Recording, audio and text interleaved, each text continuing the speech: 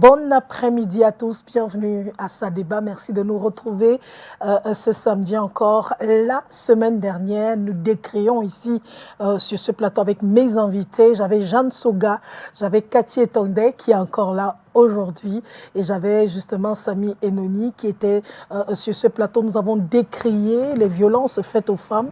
Nous avons décrié également le comportement de ce monsieur face à cette dame handicapée, etc.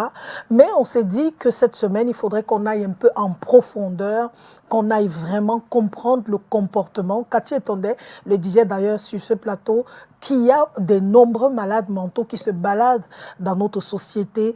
Nous ne savons pas. Nous avons voulu donc comprendre aujourd'hui le comportement, scanner le comportement de la société camerounaise. Pourquoi est-ce qu'on a l'impression que tout va en décrépitude depuis un certain moment? Pourquoi est-ce qu'on a l'impression que les choses ne sont plus comme avant? L'impolitesse, le manque d'éducation, autour, beaucoup de choses vraiment qui font qu'on s'interroge véritablement sur l'avancée de la société camerounaise. Pour cette émission, aujourd'hui, nous avons fait venir sur ce plateau un psychologue qui est avec nous, M. Guilherme Koto, qui est avec nous. Nous avons également Cathy Etondé qui sera avec nous et un jeune homme, un jeune monsieur que nous avons voulu sur le plateau, Aurélien Essa, qui va, lui, nous donner son avis par rapport, parce qu'il est jeune, qu'est-ce qu'il pense du comportement des jeunes aujourd'hui au Cameroun. Est-ce qu'il y a des choses à améliorer? Est-ce qu'on doit faire revenir, comme je dis toujours, la morale à l'école, l'instruction civique ou l'éducation civique comme on avait dans le temps? En tout cas, comment comprendre la société camerounaise? Avant de vous présenter mes invités, je voudrais qu'on aille rapidement, avant qu'ils ne vous disent bonjour, qu'on aille d'abord regarder cet élément qui va mettre véritablement, qui va poser les jalons de cette émission. Cette dame qui est allée commettre un crime horrible du côté de Yaoundé en tuant de sang-froid sa belle-sœur et en la mettant dans une valise pour aller la vendre. Je ne sais pas pourquoi, vendre les ossements, je ne sais pas trop. Mais en tout cas, regardons cela. On se retrouve pour véritablement démarrer cette émission. À tout de suite. Voici Marie-France Mbia, 57 ans, dont les images effroyables du corps sans vie tournent en boucle sur les réseaux sociaux depuis ce matin, la montrant décapitée. La scène se déroule dans un hôtel au quartier Biemassi, dans le 6e arrondissement. La meurtrière présumée, sa belle-sœur, la nommée Désirée Beyanga, interrogée dans cette vidéo amateur par des éléments des forces de l'ordre, passe aux aveux. J'ai pris une chambre là, elles me font monter. J'ai vu ça monter avec nos biens. Elle buvait la pilule, elle buvait la... Elle buvait la petite Guinness. Elle buvait le gin tonic. Elle est cassée. Elle a tapé la bouteille sur sa tête. Elle est tombée. Donc j'ai pris le début de le verre de la bouteille là. Elle s'est fait égorger. Une fois égorgée, elle morcelle le corps le lendemain à l'aide d'une machette et le transporte dans une valise. C'est en sortant de l'hôtel qu'un employé trouvant le colis lourd et suspect alerte ses collègues et la dame est interpellée. Selon ses explications, endettée de 4 millions dans son village Elogbatindi par Kribi, elle aurait commis son forfait suite à une promesse de 500 millions de francs CFA faite par un inconnu qu'elle dit avoir rencontré sur Facebook. Il y a près de 4 ans que je suis endettée. Et donc,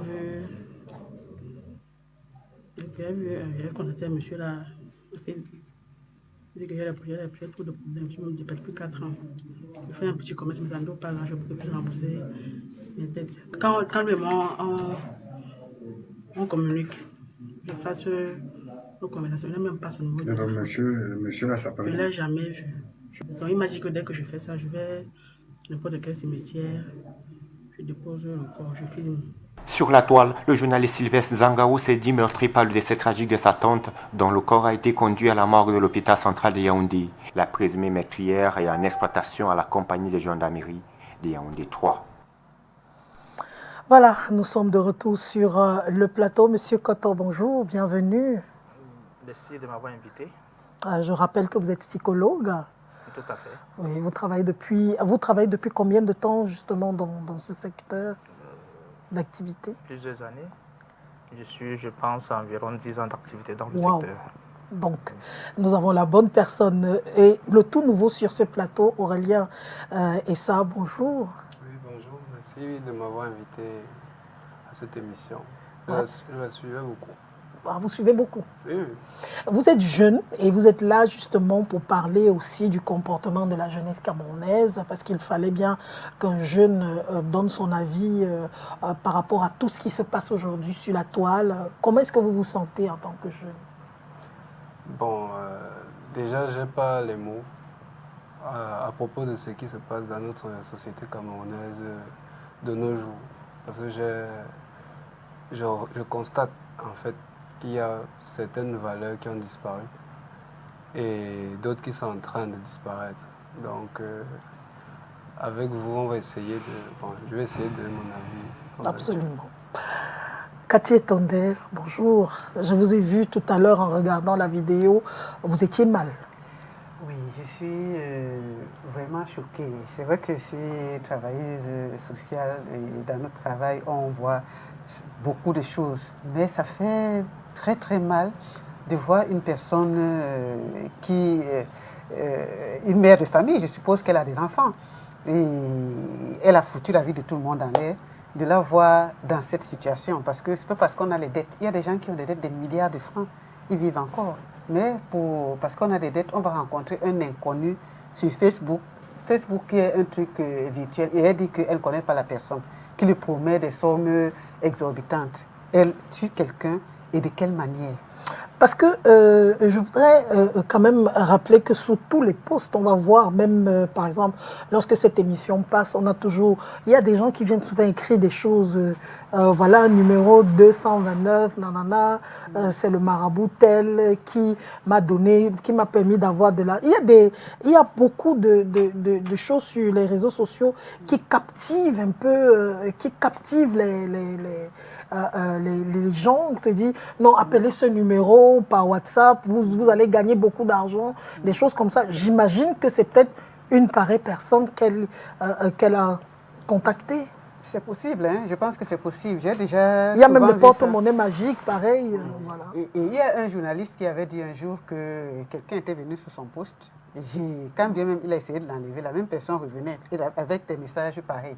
Mais on n'est quand même pas des enfants. Quelqu'un qu'on ne connaît pas ne peut pas nous faire devenir riches comme ça du jour au lendemain. Mais la personne lui a dit, tu apportes le corps, tu vas déposer ça dans un cimetière, n'importe quel cimetière de la ville de Yaoundé, tu filmes, tu m'envoies et je te fais un virement parce qu'il devait utiliser peut-être les os, je ne sais pas trop, le corps pour...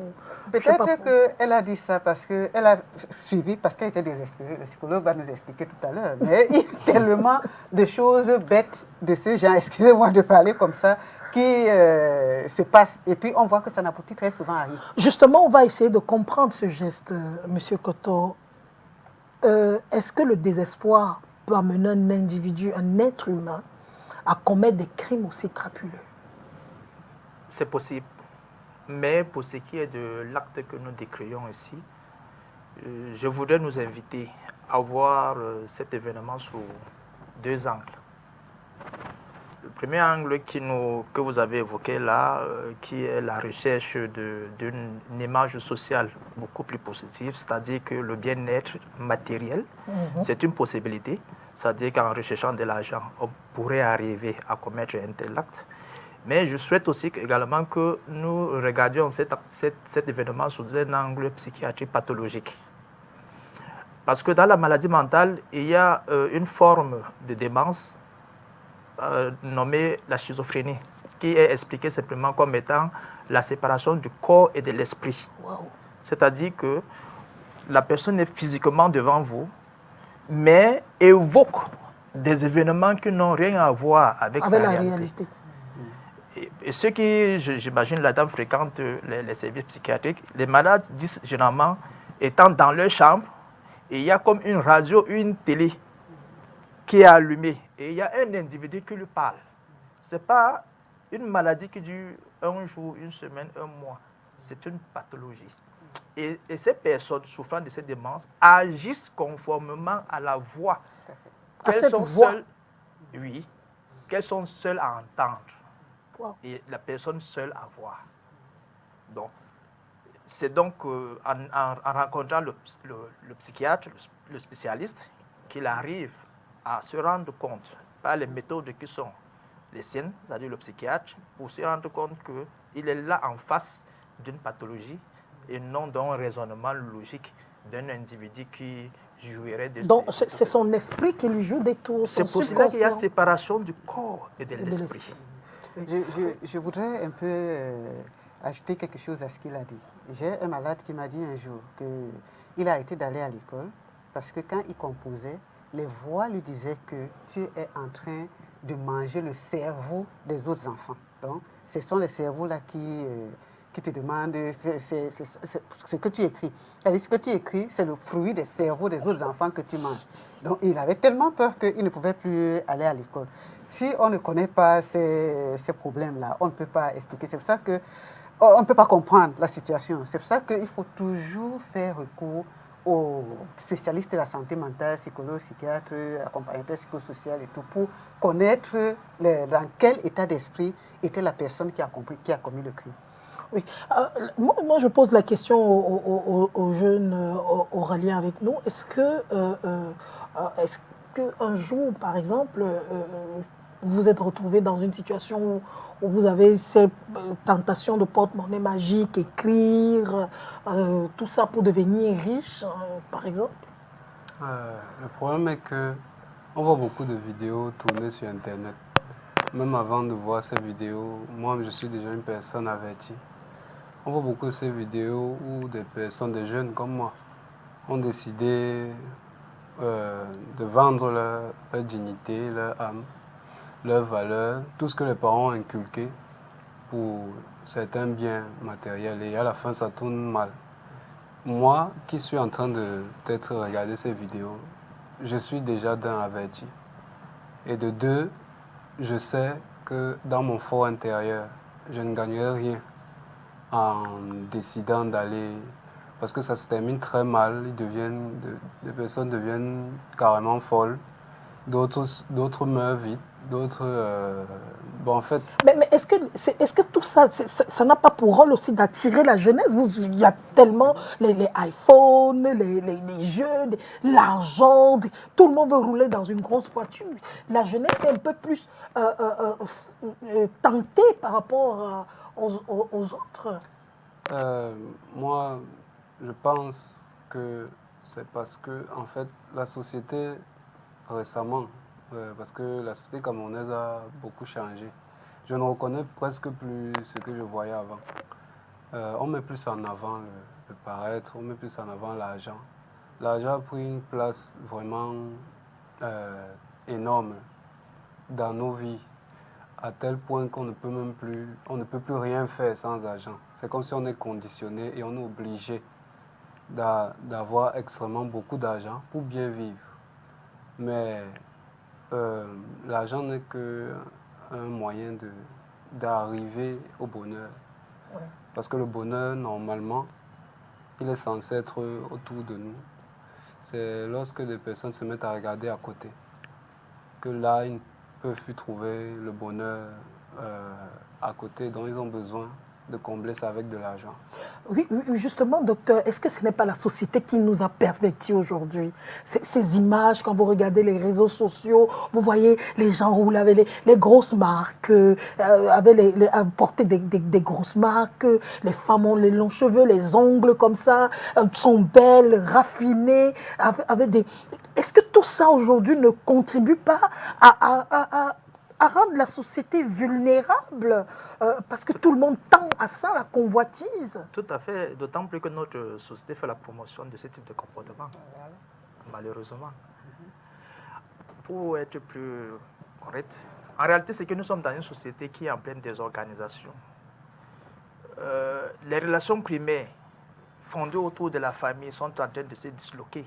Les parents n'ont plus le temps de rester avec leur progéniture pour prodiguer les conseils, pour les écouter.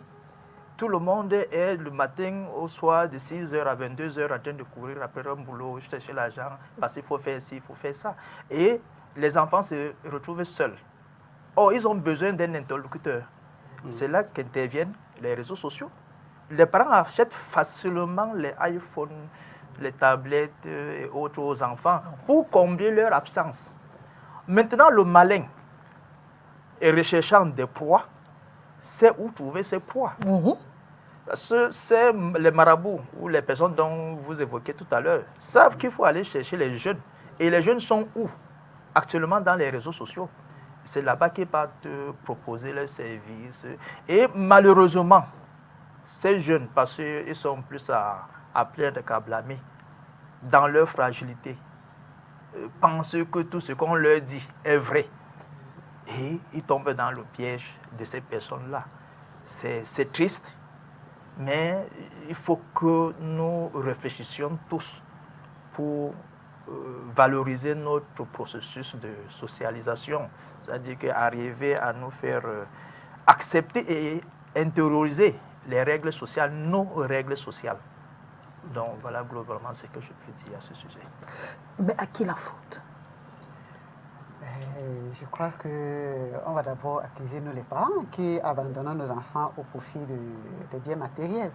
Il faut que les parents sachent que les jeunes sont la proie facile parce que les adolescents, par exemple, ils s'intéressent plus à ce qui se passe à l'extérieur qu'à l'éducation que les parents leur donnent. Et quand il n'y a pas une éducation des principes dans une famille, ils deviennent encore plus faciles à tromper. Donc, il y a aussi un autre problème qu'on voit dans le domaine de la santé mentale, la carence affective. On n'en parlait pas beaucoup, mais de plus en plus, on commence à savoir, à comprendre qu'il y a la carence affective. Elle rend les jeunes fragiles. Les parents trouvent que les adolescents sont désobéissants, ils sont difficiles, ils sont fragiles, mais ils ont quand même besoin de notre attention, de notre affection. Quand on n'a pas d'affection, tellement on est fragilisé, on a tendance à aller voir les gens à l'extérieur. Et pour peu qu'ils nous apportent ils nous donnent l'impression qu'ils vont nous apporter ce que nous n'avons pas à la maison, allez, hop, les jeunes sont dehors. C'est pour ça que les parents doivent faire les efforts d'être à côté de leurs enfants. Et l'école aussi ne facilite pas les choses parce qu'on retrouve de tout à l'intérieur. Et ce que ayant parcouru beaucoup d'écoles, ce que les enseignants disaient souvent, c'est que quand ils convoquent les parents, ils ne viennent pas. Déjà, les enfants n'ont pas l'affection à la maison. Et quand ils commettent des gaffes à l'école, les mêmes parents ne viennent pas. Le jour où c'est très grave, le parent qui arrive, il s'étonne. De quoi il s'étonne? Mais avec tout ce que je donne à cet enfant, on dit que le problème, ce n'est pas le matériel. Le problème, c'est l'affection. Le problème, c'est l'encadrement. Alors, parfois, même quand ça arrive comme ça, on va soudoyer, le prof derrière. On paye les cours des enfants, les diplômes des enfants. Ben, tout à fait. Tout ça. Parce qu'on pense que l'argent résout tous les problèmes aujourd'hui. Mais rassurez-vous, l'argent ne résout pas les problèmes. L'affection est la première chose qu'il faut aux enfants. Mais comment, je m'adresse à vous, Monsieur Koto, comment donner l'affection, comment donner une éducation alors que vous-même, vous n'avez pas reçu? Parce qu'il y a aussi beaucoup de parents, malheureusement, qui n'ont pas reçu, qui n'ont pas d'éducation. Que vont-ils donner à leurs enfants? Bon, là, c'est vrai, c'est difficile, mais nous sommes tous humains. Nous sommes tous humains. Dieu nous a créés avec amour, avec ce sens que nous avons de façon réflexe, pouvoir aimer. Et donc là, même sans argent, on peut éduquer son enfant. C'est la façon de lui parler, c'est la façon d'être présent à la maison, c'est la façon de donner le conseil, c'est la façon de se comporter. Moi, je vous pose la question. Dernièrement, je vous pose la question parce que dernièrement, je décriais une situation. Je me suis retrouvée dans un atelier de réparation de téléphone ici à Douala. Et je suis entrée. Mon téléphone, on l'a rangé, j'attendais. On devait faire la mise à jour. Ce jour-là, environ 10 personnes sont entrées. C'était des matures, des adultes. Personne ne m'a dit bonjour. C'est-à-dire, ils arrivent. Ils voient, ils passent. C'est comment? Oui. Tu as montré. Je veux dire, vous voyez même dans les boulangeries, quand vous arrivez, quelqu'un garde sa grosse voiture, il entre, il ne salue personne, il gronde même. Vous croyez qu'un homme qui a une attitude pareille, une femme qui a une attitude pareille, peut donner quoi à ses enfants? Je ne parle pas en termes d'argent, mais je parle en termes de comportement et de manière. D'éducation. L'individualisme. Je vous ai parlé des relations primaires qui ne sont plus respectées. On est là maintenant au niveau des relations secondaires. Les gens privilégient ou donnent un cachet particulier à leurs relations professionnelles qu'aux autres types de relations. C'est-à-dire que ce n'est qu'à quand on est dans son milieu professionnel, parce que là, on se connaît, on sait qui vaut quoi, qui peut faire quoi. Et là, relativement, on se respecte. Et on sort de son milieu professionnel avec un esprit de grandeur. Quand on va dans la société, on va avec le même esprit. Le même esprit. Et on arrive, par exemple, dans un atelier de réparation de téléphones, on ne se rend pas compte qu'il y a d'autres personnes et que notre air, notre humanisme nous oblige à dire bonjour, madame, avec un sourire. Ça ne coûte pas, ça ne vaut rien, mais c'est très important. On demande dans un taxi, on ne parvient pas à dire bonjour. C'est cet exemple que j'allais prendre. Il y a des gens qui entrent dans un taxi, il entre, il s'assoit, il ne dit rien. Dans l'ascenseur. Et après, il faut sur le toit de dire, s'il vous plaît, on est déjà à quel niveau, est-ce que vous êtes entré, vous ne m'avez même pas salué. Donc ça pose problème. Nous sommes dans... Les gens pensent davantage à eux, à leur être, qu'à la société. C'est triste parce que chacun pense qu'il a de la valeur et on ne met plus ensemble le collectif. Donc il y a tous ces mécanismes psychologiques qu'il faut réapprendre. Je voudrais aussi aller un peu plus loin en disant que ceux qui ne savent pas, qui ne connaissent pas le savoir-vivre, qui ne savent pas comment éduquer les enfants, ça s'apprend. Ouais. Je me rappelle que la délégation régionale de la promotion de la femme avec Mme Makuta avait instauré l'école des parents. Où oui, plusieurs fois, on était au niveau de la région pour apprendre. Donc, les parents qui ne savent pas comment ils peuvent éduquer leurs enfants, ils peuvent demander. On peut leur apporter cette aide. Moi, je vais très souvent en famille parce que les couples ne savent pas comment se rajuster. On donne des conseils et puis il y en a qui s'en sortent. Donc, c'est des choses qu'on peut faire. Si on a des enfants difficiles, on peut voir un psychologue qui nous montre comment est-ce que nous pouvons éduquer notre enfant, comment on peut s'y prendre avec lui. Il y a beaucoup de choses qu'on peut faire en famille. Il y a une dame qui m'a dit qu'elle avait appris comment est-ce que, quand elle était enceinte, qu'est-ce qu'elle peut faire. Quand l'enfant va naître, comment elle va s'occuper de son enfant. Quand l'enfant commence à grandir, comment elle va faire. Elle dit que c'est l'adolescence qu'elle n'a pas réussi à maîtriser parce qu'elle apprenait. Et puis, ça lui a créé quelques soucis, mais elle avait l'honnêteté d'apprendre, de dire qu'elle ne connaît pas et elle a appris.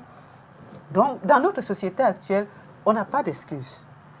Vraiment, il faut aller, encore qu'on fait beaucoup de sensibilisation. C'est vrai que les gens, ils ont tendance à suivre des faits divers que des choses importantes. Et comme les faits divers sont amplifiés, nos enfants, moi j'apprécie beaucoup l'attitude d'Aurélien parce que je vois que c'est un enfant responsable. Oui, justement, je voulais lui poser la question. Est-ce que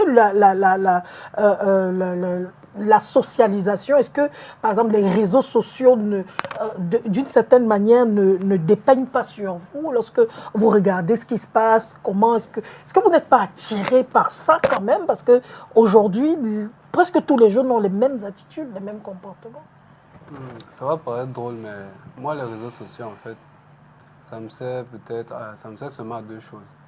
Première des choses, nous distrait. Deuxième des choses, peut-être mon gagne-pain. Parce que je ne me suis jamais vraiment laissé influencer par ce que je voyais dans les réseaux. Parce que je sais que ces gens sont des humains comme moi, mais ils veulent juste montrer une image qui a été trop surfaite. Et qu'est-ce qui vous empêche de tomber dans cette gabégie, dans ça? Bon, parce que, comme vous avez dit, ça dépend d'abord de l'éducation. Beaucoup d'enfants n'ont pas la chance d'avoir été bien éduqués. Et c'est vraiment une chance pour moi d'avoir eu ce type d'éducation qui me permet de ne pas envier, parce que c'est aussi l'envie, qui me permet de ne pas jalouser l'autre, parce que c'est le cas aujourd'hui avec beaucoup d'empoisonnement. J'ai la chance d'avoir des amis jeunes comme moi qui ne m'empoisonnent pas, qui ne me jalousent pas. Je sais m'entourer de bonnes personnes, parce que mon cercle est très fermé. Et maintenant, les réseaux sociaux, c'est comme une sorte de poison lent. Si tu laisses que ça agisse en toi, ça va, à la fin, ça va t'empoisonner. Est-ce que c'est possible de regarder, d'être dans les réseaux sociaux, de participer, de vivre, de regarder les directs, les vidéos, etc., sans être d'une certaine manière, sans d'une certaine être touché par ça? Est-ce que c'est possible? Moi, quand je vois peut-être certaines vidéos ou certains trucs sur les réseaux, je me dis en fait, est-ce que ça m'édifie? Je me pose la question si ça m'édifie. Est-ce que cette vidéo, ce que je suis en train de regarder actuellement, va peut-être m'édifier? Est-ce que ça va m'apprendre un truc qui va m'aider plus tard dans ma vie? Ce sont les questions, les bonnes questions qu'il faut se poser. Est-ce que ce que je suis en train de voir là, à présent, chacun sait ça au fond de soi. Même ceux qui regardent des vidéos, qui vont les abrutir, savent que c'est en train de m'abrutir, mais ils n'ont pas alors cette force mentale pour ne pas arrêter ou pour arrêter. Donc vraiment, ce sont les bonnes questions qu'il faut se poser. Mais justement, M. Koto, est-ce que la force mentale, comment on acquiert la force mentale? Est-ce que c'est possible d'être mentalement fort? Bon, disons que dans le mécanisme psychologique utilisé dans les réseaux sociaux, c'est l'influence sociale. C'est marabout et autres. On est dans les réseaux sociaux, même la télé, les séries et autres. Les grave. acteurs et réalisateurs ou producteurs de ces séries et autres cherchent à influencer une cible bien précise. Donc il y a des messages, Le parfois message est clair. subliminaux même, qui passent là et qui travaillent, on ne sait pas comment. Tout à fait. C'est très psychologique. C'est simple, mais c'est ça. Ça n'a l'air de rien. Tout à fait.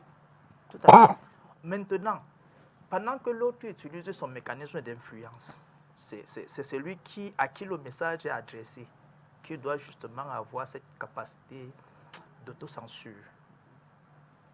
Maintenant, comment on acquiert ce mental, cette capacité de compréhension, de se dire ceci est bien, ceci n'est pas bien.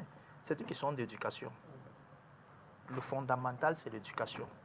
Et comme nous aimons dire, l'éducation a deux modalités, la gratification et la frustration. Aujourd'hui, qu'est-ce qui se passe en majorité dans notre société? On tend davantage à gratifier nos enfants qu'à les sanctionner. C'est-à-dire qu'on sait que l'enfant, je prends des exemples simples comme ça, on est à la veille d'une rentrée, les parents vont au supermarché avec les enfants et les enfants choisissent ce qui leur plaît. Donc pour l'enfant, c'est qu'on me donne toujours ce qui me plaît. Donc il suffit de demander et donc la vie est facile. Or, il faut savoir dire dès le bas âge, à dire à l'enfant que non, ceci n'est pas bien, c'est plutôt ceci. Et quand il a un âge un peu plus grand, on lui explique pourquoi on dit que ceci est bien et pas autre chose. Donc c'est un processus d'éducation. Et même quand bien même les télés arrivent et que, comme les parents ne sont jamais pas à la maison, expliquez aux enfants pourquoi on ne voudrait pas qu'ils regardent telle chaîne.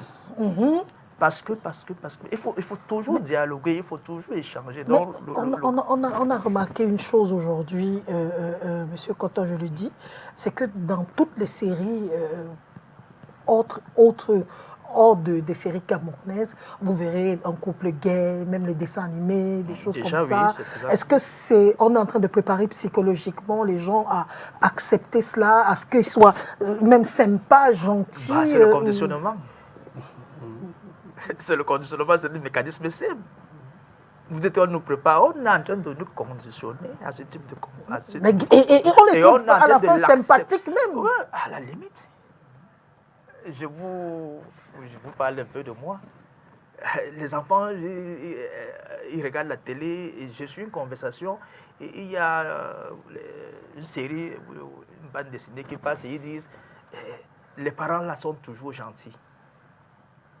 Je n'avais pas bien compris, mais j'ai demandé de quoi vous parlez. Il dit non, il y a telle chaîne qui passe et il y a deux parents, ils sont toujours gentils, ils sont avec les enfants. J'ai dit, ah bon, oui, et c'est quelle chaîne? On me dit, j'ai dit, ok, allons donc regarder ensemble cette... Et puis je me suis rendu compte que les parents dont on parle... C'était 2 ans. effectivement. Et Et c'est les dessins animés. en C'est plus. les dessins animés. Et on a regardé ensemble, mais après je leur ai dit, et j'ai commencé à leur expliquer qu'en réalité, voici ce qu'on est en train de se passer. Et que moi, je leur conseille de ne plus continuer à regarder cette chaîne parce qu'ils sont en train d'être influencés par ce type de comportement.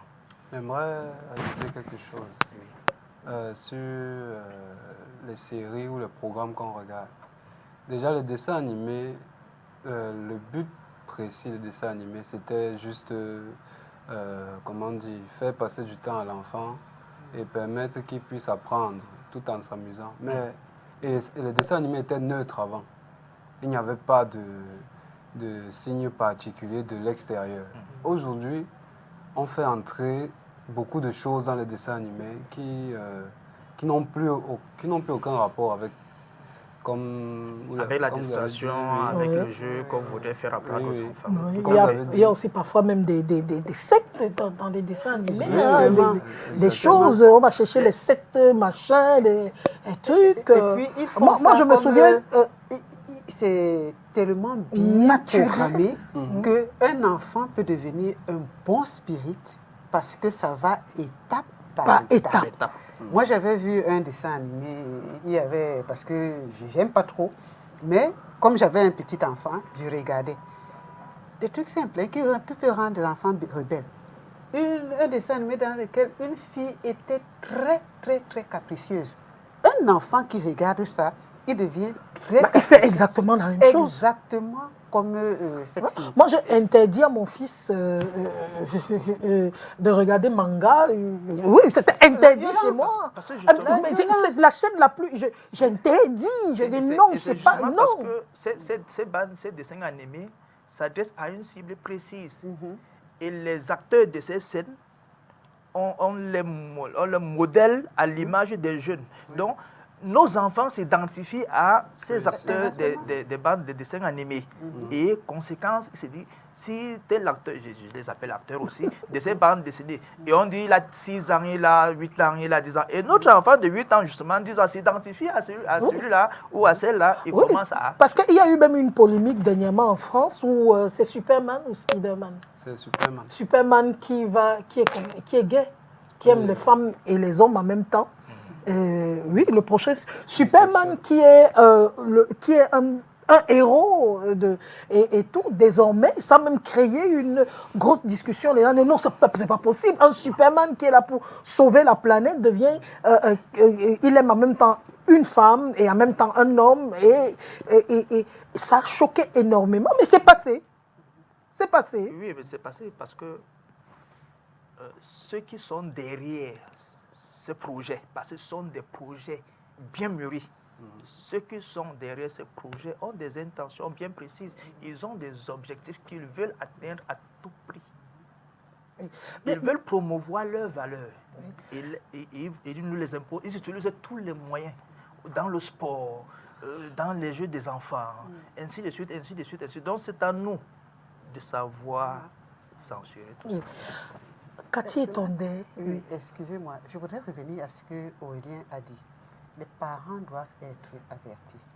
Parce que si lui, il n'est pas influencé, c'est parce qu'il a eu une éducation derrière. Il a été averti. Quand on est dans une famille dans laquelle il n'y a pas de principe, bonjour à toutes les dérives. Donc, lui, aujourd'hui, quand il voit, il a un peu de recul. Dans son enfance, on lui a dit qu'il ne faut pas regarder mangas. Il sait que c'est violent. Et on connaît, on apprend à nos enfants. Et on lui explique même pourquoi il ne doit pas regarder. Justement. Parce qu'il y a un autre problème avec les parents, c'est qu'on dit ne regarde pas, mais on ne te dit pas pourquoi. Les enfants ont envie de savoir. Oui, bien sûr, l'interdit est souvent, attire souvent. Non, tu lui dis, voilà, parce que. Et on montre aux enfants les conséquences des actes qu'ils posent. Et quand on regarde la télé, il faut dire aux enfants, par exemple, quand moi je vois les bandits, les enfants, ok, si on vole, la suite sera ça, ce que les bandits sont en train de nous montrer à la télé. Est-ce que je vais revenir à la question que je voulais vous poser. Est-ce que cette violence de plus en plus grave dans les séries, grave dans les films, quand vous regardez des chaînes d'action, vous voyez des cambriolages, des meurtres, ceci, cela, c'est tellement grave que tout ça ne peut pas conditionner l'esprit de la population. Si. On est toujours dans le mécanisme d'influence sociale. Ce qui crée ce genre de film, c'est parce qu'ils veulent passer un message. Et certainement que les promoteurs se sont rendus compte que ça fait bon marché. Conséquence. Parce que les gens aiment ça, les films d'action. Oui, bien sûr. Vous avez une série, par exemple, qui passe c'est Power Book, où c'est un jeune gars qui a à peine 20 ans, qui tire, qui tue, un enfant comme ça, qui est chef de gang, qui vend la drogue. Voilà, tout à fait. Tout à fait. C'est l'influence sociale.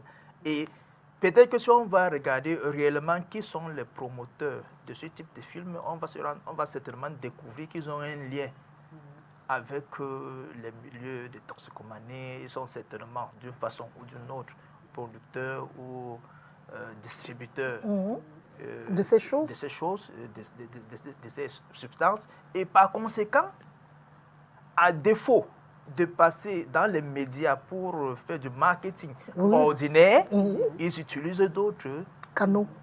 Tout à fait. Le cinéma. J'aimerais aussi ajouter encore quelque chose par rapport au programme qu'on regarde. Il peut y avoir certains programmes où le héros, en fait, c'est un anti-héros, c'est un méchant, c'est quelqu'un qui agit de manière mauvaise. Mais subtilement, on nous fait aimer. Oui, on le trouve sympa. On nous fait aimer cet le héros-là. méchant. On nous fait croire que ce qu'il a fait, c'est pas un but malveillant. Que ça peut être bien de tuer. C'est finalement. mignon. Ça peut être, c'est comme l'expression péché mignon. Oui. Le péché ne peut pas être mignon. Ça, Il faut choisir de toutes les façons. Oui, soit c'est péché, soit c'est mignon. Donc, on nous fait croire ça, que non, en fait, tu peux tuer si tu en as envie, si cette personne t'a énervé, tu peux le tuer. Et du coup, inconsciemment, parce que le jeune est trop fragile. Oui. La jeunesse, vraiment, c'est très fragile. difficile. C'est Et puis, comme, difficile, mon Dieu. Il disait Est-ce tout qu'on à va l'heure, s'en sortir? il faut éduquer les enfants à l'avance. Comme il disait, il y a une psychologie derrière. Parce que ceux qui font ces films, ils savent certainement que les jeunes garçons aiment imiter les plus forts, les plus intelligents, les plus... le héros, les plus violents. Ça attire les jeunes garçons. Maintenant, quand on va vers les filles, on va mettre les femmes qui sont belles, avec des formes, parce que toutes ont les mêmes formes aujourd'hui. On les rend belles et brillent. C'est comme une illusion. Est-ce que je me trompe? Est-ce que c'est... Et elles sont gentilles. Elles font de mauvaises choses, mais elles sont gentilles. Donc, nous, parents... À la fin, on devient même fan. On devient fan. Nous, parents, c'est nous qui devons connaître tout ça et expliquer à nos enfants. Parce que quand ils sont avertis, ils vont voir ça. Ils s'en foutent. Et il faut voir que même dans les quartiers, dernièrement, je passais dans un quartier, j'ai vu, pour vous dire à quel point on est loin, il y a des gens qui étaient en train de danser. Je ne sais pas si c'est une fête qui était en route. Et puis, un monsieur et une femme dansaient une danse obscène. Aïe. En pleine route, hein. Et les grands étaient là, ils riaient, ils applaudissaient, tout le monde venait. Les enfants étaient en train de jouer au football. On banalisait cet acte. Oui. Les petits enfants qui étaient en train de jouer au football, ils ont abandonné le football, ils sont venus regarder cette danse obscène que les autres sont en train de... Qu'est-ce que vous vous attendez à quoi? Et les parents sont à la maison, ils savent parce que les enfants sont en train de faire. Oh, Seigneur. Ils vont répéter les mêmes choses. Moi, je traite beaucoup des cas de viol. Beaucoup, ça part certainement de tout ça. Monsieur Koto, notre société est-elle finalement malade? Oui, la société camerounaise elle est malade. C'est évident, ce n'est plus à démontrer. Pas camerounaise seulement, hein. C'est comme nous sommes au Cameroun. Non, pas du Cameroun. C'est parce que nous sommes au Cameroun. Je préfère généralement parler de moi. En réalité, oui, notre société elle est malade. Oui. On n'a qu'à regarder nos conditions de vie. C'est parce que, globalement aussi, c'est parce que nos conditions de vie ne sont pas meilleures que l'essentiel nous échappe. Tout le monde court vers le matériel et notre bien-être prend un coup. Donc, effectivement, notre société est malade. Oui, je pense aussi qu'en dehors au-delà de ça, il y a des gens bien. Parce que quand on est dans le milieu des relations publiques, on voit que c'est pire que dans le quartier, hein. tant que c'est des gens qui ont assez de moyens. C'est-à-dire, comme vous avez dit tout à l'heure, on passe à côté de l'essentiel. Je sais pas si c'est Aurélien qui l'a dit. On passe à côté de l'essentiel. C'est-à-dire, la société maintenant a mis l'accent sur les biens matériels, sur le m'as-tu vu, sur le paraître. Et on pense que toute la vie tourne autour de ça. Quelqu'un avait dit un jour que nos problèmes ne paraissent pas sur Facebook. Hein. Donc quand les gens viennent sur Facebook, chacun vient faire son marketing.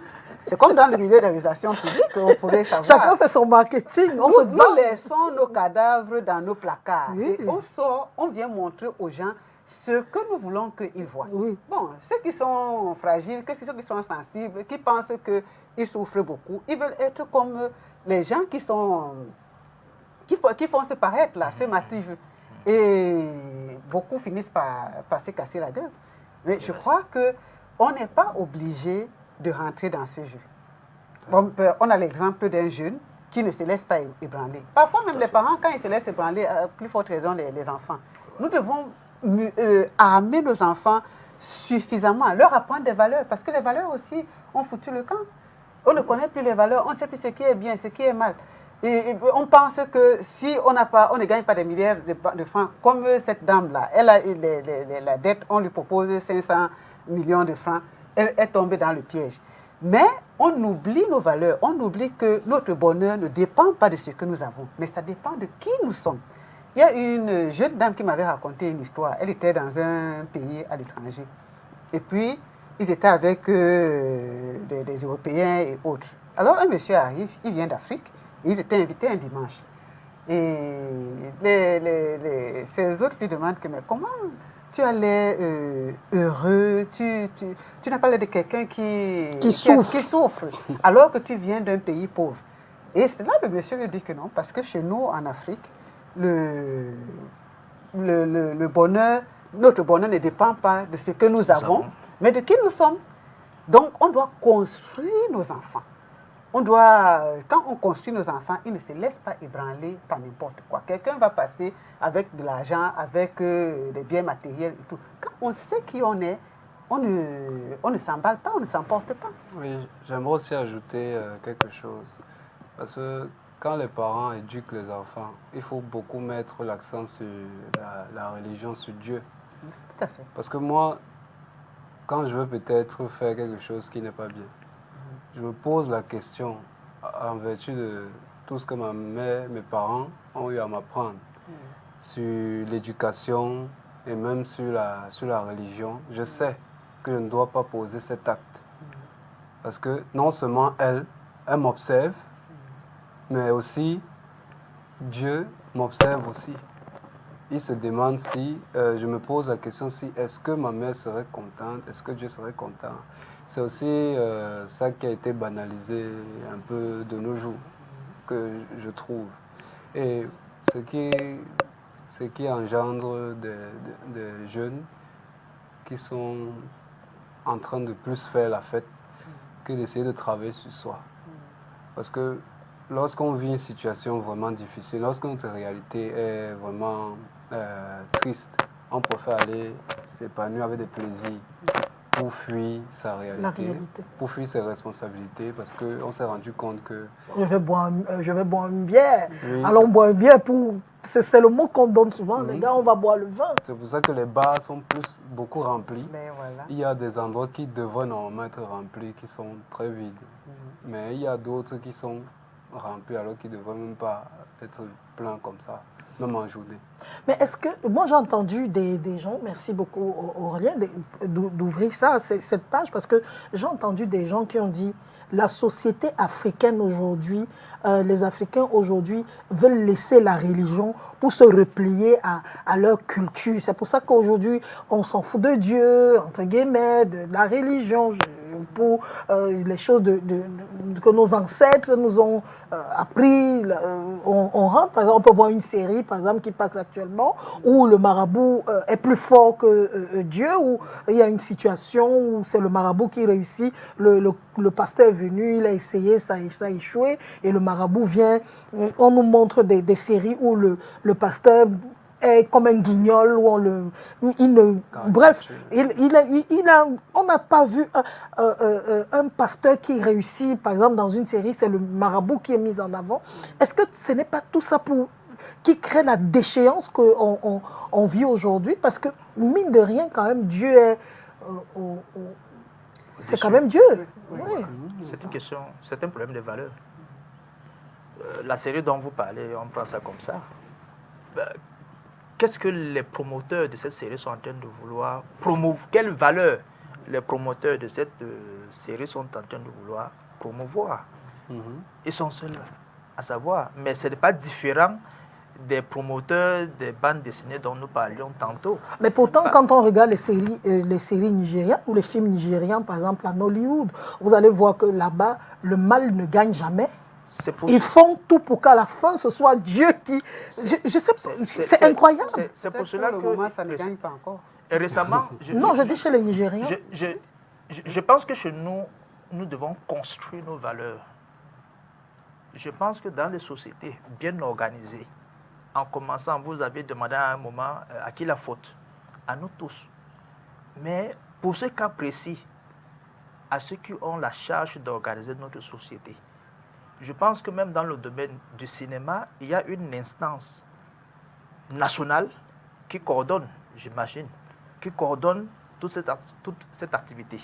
En principe, donc, on devrait, c'est-à-dire que le ministère de l'Éducation, de l'enseignement secondaire ou le ministère des Arts devrait sensibiliser tous les promoteurs en termes des valeurs à faire véhiculer dans leurs œuvres. De telle sorte qu'on reconnaisse un Camerounais dans telle série par rapport à une autre série. C'est une question d'éducation. Et là, il faut que des personnes bien précises, indiquées, s'assiedent pour se dire, voici le type de Camerounais, voici les valeurs que nous voulons dans notre société. À défaut de les avoir dans 5 ans, parce que ça ne se fait pas aussi rapidement, il nous faut avoir ces valeurs dans 30 ans, dans 40 ans, dans 50 ans. Ça se construit. Vraiment, ça se construit. Ce n'est pas une affaire de chacun pour soi. Non. C'est une affaire de nous tous. De nous tous. On devrait passer par le cinéma, par le sport, par les chaînes de télé, les émissions, par les livres, par tout canal qu'on peut utiliser pour promouvoir les valeurs à travers lesquelles nous, Camerounais, nous allons nous identifier. Absolument. Oui. C'est important. Il ne faut plus qu'on laisse chacun faire son comme marketing, vendre son produit. Oui. On va marquer encore une pause avec la complicité de Gilbert qui est à la réalisation. On va regarder encore, on revient sur cette image, cet homme qui a violenté la femme l'autre jour sur le pont du Vouri, et une femme handicapée. Vous avez vu cette image. On revient justement pour continuer toujours à parler du comportement, cette façon de faire qu'on vit aujourd'hui au quotidien, cette violence accrue qui existe dans nos attitudes. Nous sommes devenus tous violents, même si ce n'est pas par la force, par la bouche, on est violent sur les réseaux sociaux, on est moins tolérant. Qu'est-ce qui se passe exactement? Regardons déjà cette vidéo, on se retrouve juste derrière pour en parler. À tout de suite. Ça c'est quoi ça?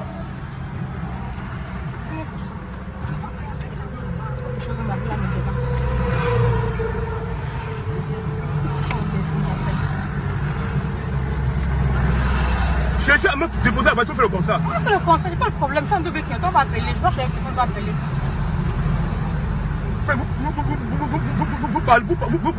Vous parlez à qui? Vous venez vous coller quelqu'un, vous voulez partir.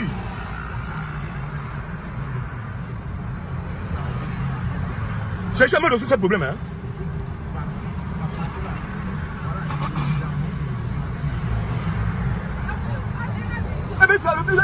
Le pot de femme.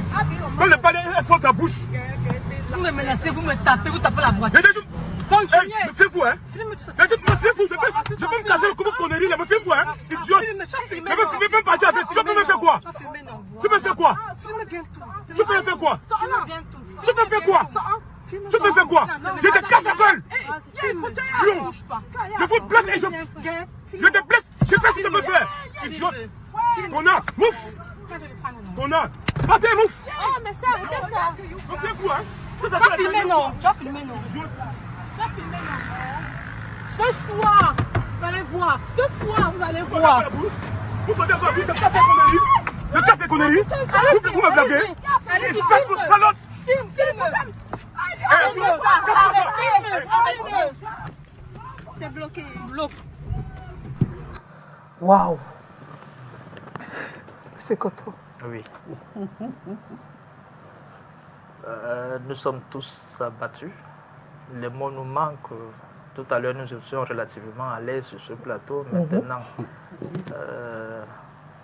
cette scène nous fait perdre notre latin. Mais nous, en ma qualité de psychologue,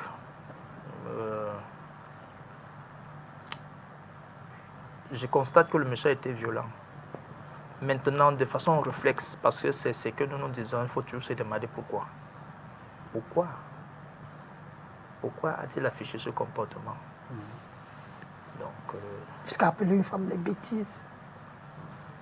malheureusement, oui. Et là, il faut sonder sa personnalité. Il faut aller explorer. Peut-être que nous en parlerons tout à l'heure. Oui, moi je vais revenir à ce que Vous êtes choqué? a dit, oui, parce que je parle de la spiritualité qui est vraiment négligée. Quand on parle de Dieu, on pense qu'on est dépassé, on n'est pas actuel et ainsi de suite. Mais une fois qu'on a un problème sérieux, la première personne à qui on pense, c'est Dieu. Nous, je ne vais pas parler de la religion en général, mais je vais parler de la Bible parce que c'est elle que je maîtrise le mieux, peut-être un peu le Coran, qui a quand même quelques similitudes avec la Bible. Oui. Je pense que si on a une éducation spirituelle, il y a beaucoup de choses qu'on ne peut pas faire. Parce que la Bible regorge de conseils bienveillants qui nous permettent de bien gérer notre vie. Elle nous demande par exemple de savoir pardonner. Le pardon, là, pourquoi on ne laisse pas facile, hein? C'est vrai. Dans le processus de guérison de la dépression ou de la maladie mentale, je passe sur le compteur du psychologue, il faut pardonner. Parce qu'on a des traumatismes, peut-être parce qu'on a été violé, peut-être parce qu'on a vécu certaines choses dans notre vie. Si on ne pardonne pas, vraiment, il nous sera difficile d'avancer. Il y a la maîtrise de soi que la Bible prône. Le manque de rancune. L'absence de rancune. Oui, on ne doit pas garder rancune. Si on garde rancune, si on s'est pardonné, forcément, on ne garde pas rancune. La Bible nous montre même comment est-ce que nous pourrons gérer notre vie. Qu'est-ce que nous pouvons faire? Qu'est-ce qui est bon pour nous? Qu'est-ce qui ne l'est pas? Donc, ceux qui refusent d'accepter... Mais il y a un problème aujourd'hui, c'est que les gens rejettent de plus en plus, quand vous regardez les réseaux sociaux, on rejette de plus en plus au Cameroun la présence de Dieu. Où on vous dit que non, les Blancs sont venus nous coloniser, ils sont venus nous arracher nos choses, c'est eux qui nous ont apporté tout le malheur que nous avons. Donc même Dieu là, c'est pour les Blancs, même les Blancs ne croient pas en Dieu. Il y a ça aussi, ce problème de rejet. Les gens rejettent la parole de Dieu. Pourquoi? Parce que la parole de Dieu nous montre, est comme notre miroir. Elle nous montre qui nous sommes. Ça, tu es en train de faire, c'est pas bon. On est en train de faire ça, c'est pas bon. On est en train de faire ça, c'est pas bon. C'est pour ça qu'il la rejette. C'est parce qu'ils ne veulent pas quelque chose qui va leur poser un problème de conscience. Pour le justifier, ils vont dire que c'est la religion des Blancs. Mais on regarde la télé qui est un instrument du Blanc. On n'avait pas la télé ici. Quand il n'y a pas un goudron sur une roue, on tire ici l'État. C'est qui nous a montré le goudron? C'est le Blanc qui nous a montré le goudron. Les études, les Camerounais font de très bonnes études. Qui nous a appris à faire de bonnes études? C'est les Blancs qui nous l'ont appris. Comment on peut donc prendre ces choses-là et on rejette la Bible, disons que c'est le Blanc qui a apporté la Bible? Même si on dit que c'est l'affaire du Blanc, ça nous montre quand même des choses importantes. Et la Bible a même des prophéties. La Bible a prophétisé des choses importantes qui sont en train de se réaliser aujourd'hui. Parce que ne soyons pas étonnés de ce qui arrive à notre société. Hein. Quand on fouille bien dans la Bible, on trouve que... Absolument. Oui, elle a prédit ces choses depuis. Donc nos enfants qui ont cette éducation spirituelle, il y a de fortes chances que quand ils se retrouvent face à une tentation, une fois de plus, je dis, la Bible nous montre ce que nous pouvons faire face à une tentation. Quelqu'un qui n'a pas cette éducation-là, qui n'a pas de valeur, qui n'a pas une éducation spirituelle, qui n'a pas l'affection, qui n'a rien, qui a poussé comme une herbe, quand il se retrouve face à une situation difficile, il fonce. Hein? Oui, Aurélien, comment est-ce que vous vous êtes senti quand vous avez regardé cette vidéo sur les réseaux sociaux? Quand j'ai vu la vidéo, je n'ai pas exactement compris ce que je venais de voir. Parce que... C'est maintenant que vous comprenez. Oui, j'ai déjà eu à voir cette vidéo. C'est maintenant que j'observe encore bien. Et je n'ai pas compris en fait ce que j'ai vu. Parce que... En fait, le monsieur vient derrière, il cogne la dame. Mhm. Et la dame, il sort de la voiture. C'est elle qui cogne, je ne sais pas trop. Bref, ils ont un accident. Et le monsieur lui demande, elle dit, laissez monsieur, je vais appeler le constat pour que la police vienne en faire le constat et que les assurances. Il dit jamais, il faut que vous me donniez l'argent là. Elle dit non.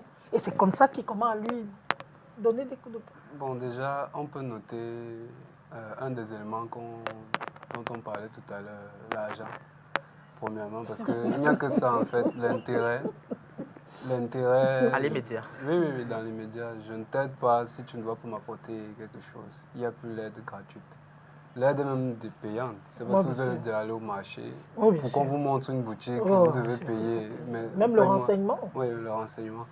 Bon, cette vidéo, déjà les deux sont fautifs.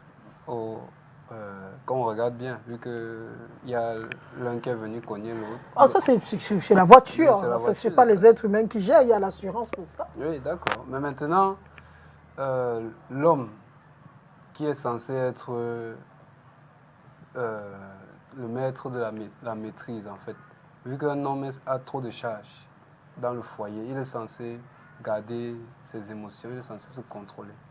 Si déjà il n'arrive pas à se contrôler avec un petit accident comme ça, on se demande comment il va faire pour contrôler un foyer. Et il venait de se marier, il venait de faire le mariage, je pense qu'il se marie le 31. Il se mariait, voilà, je pense qu'il s'est marié le 31. Oui. Récemment. Oui, il s'est marié récemment. Donc, non, c'est un jeune homme, c'est un jeune mari. Quand sa femme voit cette vidéo, comment il réagit? Il a vraiment violenté la femme, là, vraiment, ce n'est pas du tout digne d'un homme. Parce que les gens pensent qu'un homme, pour moi, j'aime ma définition de l'homme. Les gens pensent qu'un homme, c'est celui qui est violent, celui qui n'est pas propre, qui tape sur tout ce qui bouge dès que ça commence à le gêner. Là. Mais pour moi, ce n'est pas ça un homme. Un homme, ce serait quoi? Pour moi, un homme, c'est une personne qui est capable de maîtriser ses émotions dans des situations où on ne l'attend pas. Ouais. C'est-à-dire qu'il est capable, parce qu'il est très difficile de se maîtriser dans la colère. J'ai regardé la vidéo, il n'a pas pu. Il n'a pas pu se laisser emporter. Mais la femme, elle était très calme, elle la femme a joué son rôle. En fait, ils ont inversé les rôles. Je peux dire. En fait, c'est la femme qui devrait normalement crier. Oui, généralement, c'est ce qui se passe. La nature. Je voudrais compléter les propos d'Aurélien, parce que ce qu'Aurélien dit est pertinent. En psychopathologie, on définit, on a 6 critères d'anormalité, anormalité, 6. Parmi les 6 critères, il y a le self-control, la maîtrise de soi. Quand on se maîtrise, on a cette capacité, on est encore dans la normalité. Mais dès lors qu'on perd notre self-control, on est maintenant dans le côté pervers, dans le côté négatif. Donc la normalité avec l'apostrophe. Je voudrais faire une petite comparaison ou un lien avec la vidéo de la dame qui a adopté, voilà. Vous voyez que je suis encore un peu sceptique quant à l'état d'esprit de la dame. Je me pose encore véritablement des questions. Les spécialistes certainement de Yaoundé seront consultés pour qu'ils, en plus du côté pénal, qu'on essaie d'explorer un peu le mental de la dame. Mais ici, je prends le risque de penser qu'effectivement, ce monsieur a un problème avec sa personnalité. Il est chargé. Il est hyper chargé, comme vous dites. Donc, vraiment, il a été d'une brutalité extrême, je ne sais pas, pour un choc. Une inconnue. Pour un choc, il a proféré, il a été agressif autant verbalement que physiquement. Et là, effectivement, il me semble qu'il a demandé les excuses par la suite dans les réseaux sociaux. Mais c'est aussi révélateur d'un état d'esprit, tout ça. Oui, c'est aussi révélateur. Si je peux me permettre, bon, comme on parlait tout à l'heure de l'éducation des parents, peut-être ce monsieur a reçu une certaine éducation dans l'enfance. Peut-être qu'il a une image de la femme. On lui a donné une image de la femme qui n'est pas peut-être la bonne. De l'être... du genre méprise. Oui. De toute façon, la façon dont il a commencé à l'insulter, les mots qu'il a proférés envers la femme, la dame, nous montre que peut-être il a une image assez très négative de la femme parce que... Dégradante même. Oui, parce que quand tu respectes quelqu'un, même si tu es en colère contre cette personne, il y a certaines choses que tu ne peux pas oser lui faire, vu que tu respectes la personne. Oui, tu penses à ta mère, tu penses à ta soeur, ça veut dire qu'il peut taper sa mère. À ta femme. La preuve, la personne avec qui, la dame avec qui il était. Il est même le calme, il a bousculé aussi. Oui. Il s'en fout. Quelqu'un a dit que c'est l'enfant d'un roi à l'ouest, oui. Mais moi, j'ai rien contre les polygames, hein, mais quand on sait que dans la royauté, c'est la polygamie et tout. Mais la polygamie ouvre souvent les portes à beaucoup de dérives. Il y a une famille polygamique dans laquelle, par exemple, quelqu'un m'avait dit que son père avait plusieurs femmes. Et puis, quand 2 femmes se disputaient, il leur disait, OK, venez, il appelle toutes les autres femmes et tous les enfants. Il leur dit bagarrer devant tout le monde. Et quand il bagarre, on voit les femmes comment... bagarrent, effectivement. Oui. La plus forte pouvait, elle se déchire des habits et tout ça. Vous pouvez imaginer ce que les enfants vivent dans le traumatisme. Et puis finalement, comment est-ce que les enfants vont considérer la femme? Parce qu'au départ, ça peut être choquant. Mais comme l'enfant n'a pas reçu autre chose, au fur et à mesure qu'il va grandir, il va se demander que mais si c'est mon père qui avait raison.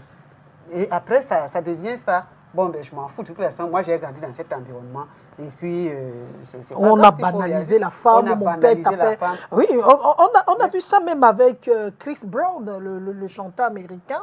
Le jour où il a tapé Rihanna, quand on l'a écouté au tribunal, il dit que lui, il a grandi comme ça. Il a vu son père taper sa mère tout le temps. Pour lui, c'est ça la vraie vie, c'est real life. Parce qu'à un moment donné, ça ne choque plus. Oui. Autant ça va choquer au départ, autant après l'enfant peut... Mais justement, Monsieur Kota, comment comprendre que quelqu'un peut grandir dans un environnement où papa tapait maman tous les jours, il était choqué, mais quand il grandit, il va reproduire exactement la même chose?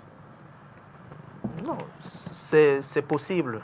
J'ai envie de dire qu'il y a deux cas.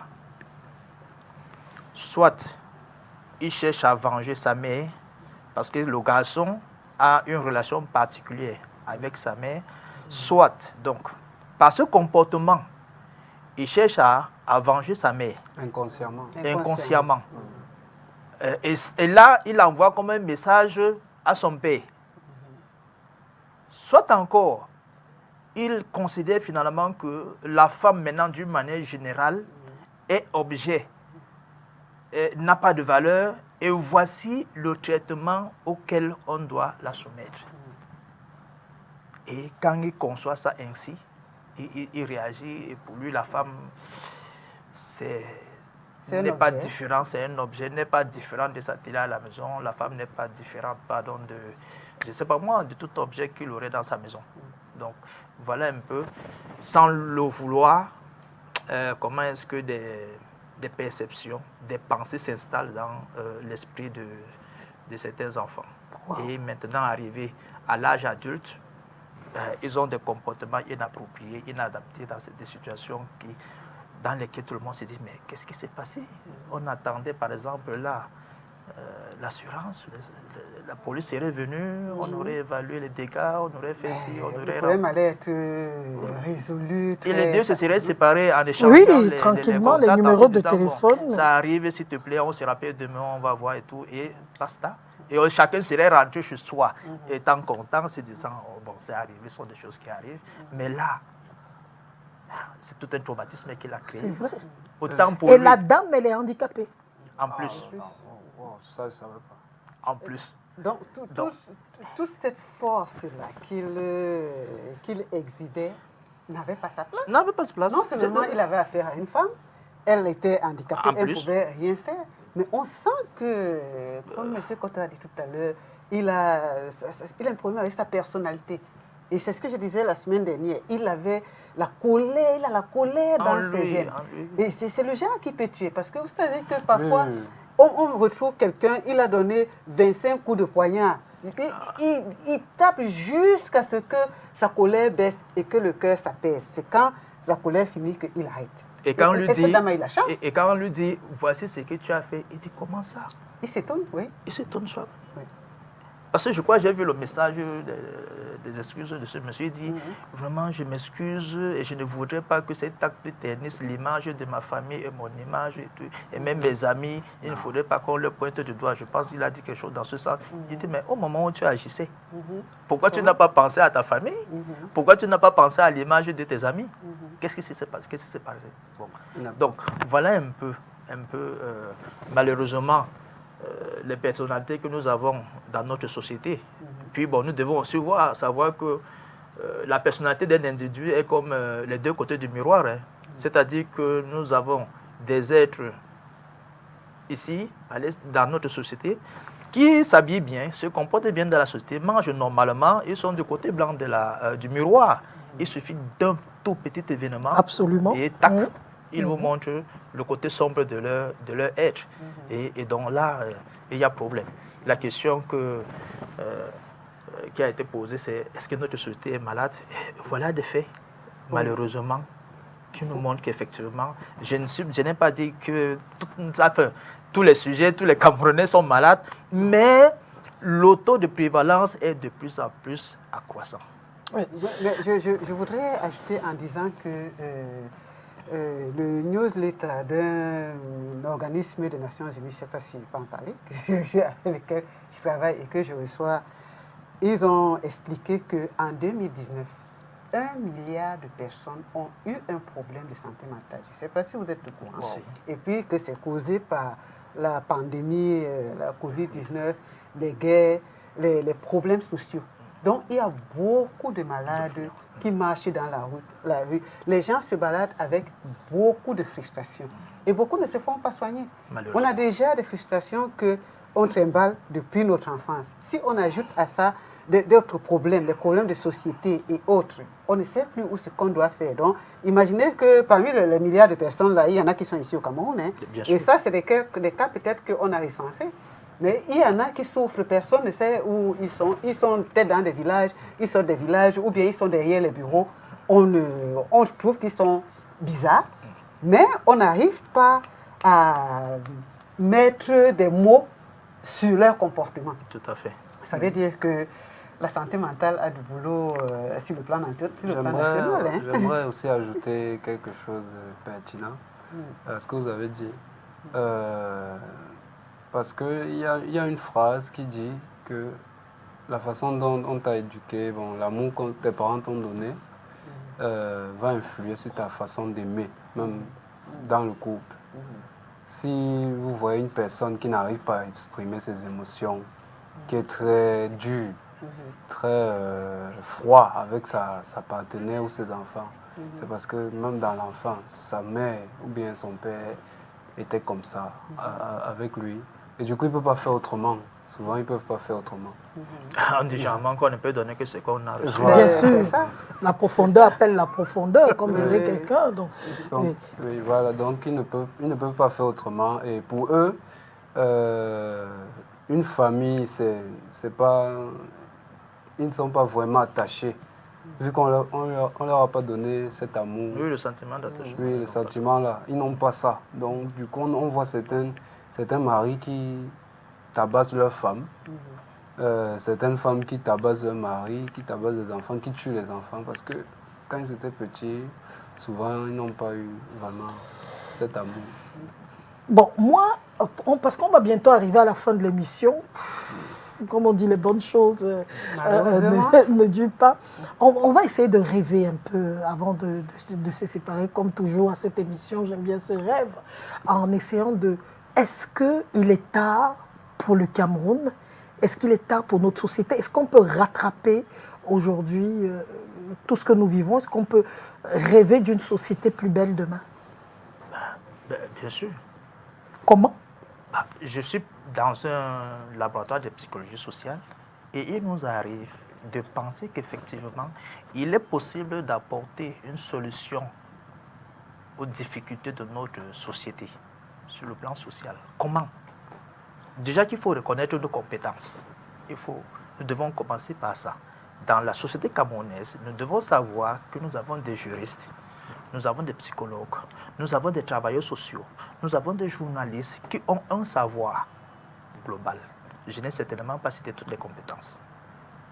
Et qu'il est indispensable que nous nous asseyions tous pour définir notre type de société.